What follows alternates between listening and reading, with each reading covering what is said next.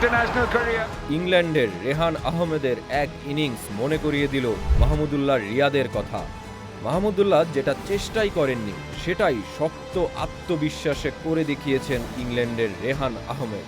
Cricket শুধু bat আর বলের লড়াই নয়, এটি সাহস, মানসিকতা, দৃঢ়তা আর সঠিক মুহূর্তে সঠিক সিদ্ধান্ত নেওয়ার খেলা।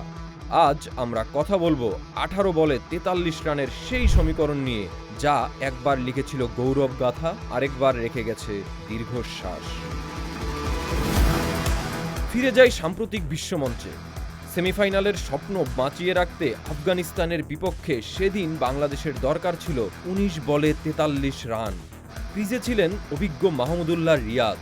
কোটি ভক্তের আশা তখন তার ব্যাটে, কিন্তু প্রত্যাশার সেই মুহূর্তে দেখা গেল অদ্ভুত এক জড়তা।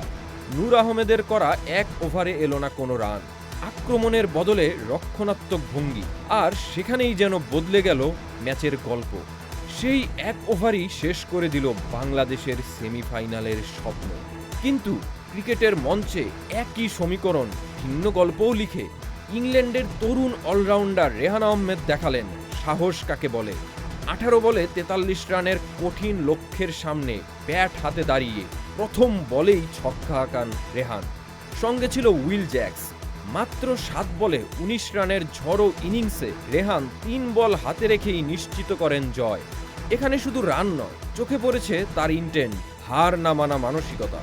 যেখানে সেট ব্যাটার উইল জ্যাক্সকে দেখে সাহস পাওয়ার কথা রেহানের, সেখানে রেহানের হাঁকানো প্রথম ছক্কাটা দেখেই নাকি আবার জয়ের স্বপ্ন দেখেন উইল জ্যাক্স।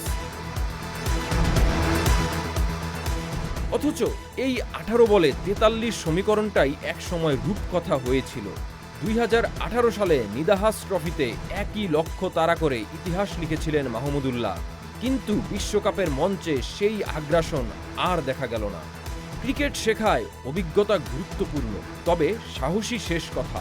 একজন তরুণের নির্ভীক মানসিকতা আর একজন অভিজ্ঞ ব্যাটারের দ্বিধা, এই পার্থক্যই গড়ে দেয় জয় পরাজয়ের সীমারেখা। 18 বলে 43 এটি এখন শুধু একটি পরিসংখ্যান নয়, বরং লাল সবুজ ভক্তদের কাছে সাহস আর আক্ষেপের প্রতীক।